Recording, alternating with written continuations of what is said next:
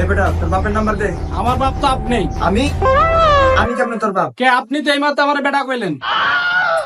আরে আমি কইছি তোর বাপের নাম্বার দে। ও এটা বুঝে কইবেন না, ফোনটাতে নাম্বারটা দিতাছি। এই নে। এই নেন। হ্যালো, তোর পুলারে কিডন্যাপ করছি, তাড়াতাড়ি 5 লাখ টাকা পাঠা। কিন্তু মোর তো কোনো পুলাই নাই।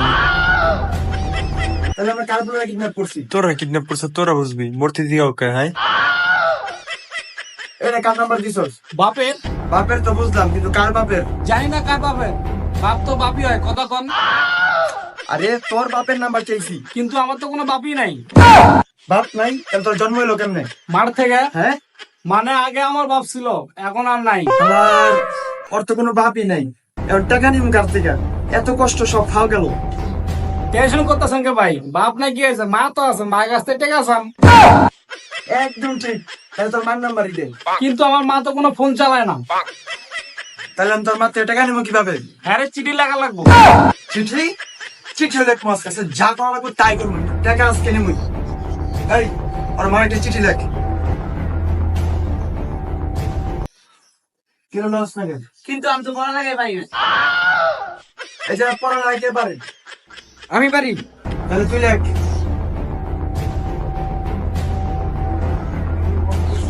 কি লাগবো? চিঠি লেখ। এই নেন, লেখছি।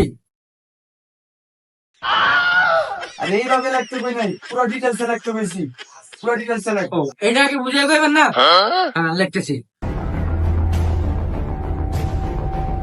সুপ্রিয় মাতা, প্রথমে আমার সালাম নিবেন। আমরা আপনার ছেলেকে কিডন্যাপ করেছি।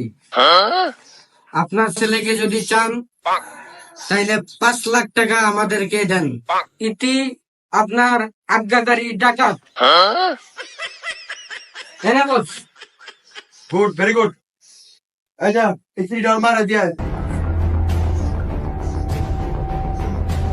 কিন্তু বস, এর মার ভাষা কই? আমি আরো জানি না আর মার বাসা কই। আমি জানি আমার মায়ের বাসা কোথায়। দেন আমি দেই। ভালো আইডিয়া। যে চিঠিটা দে।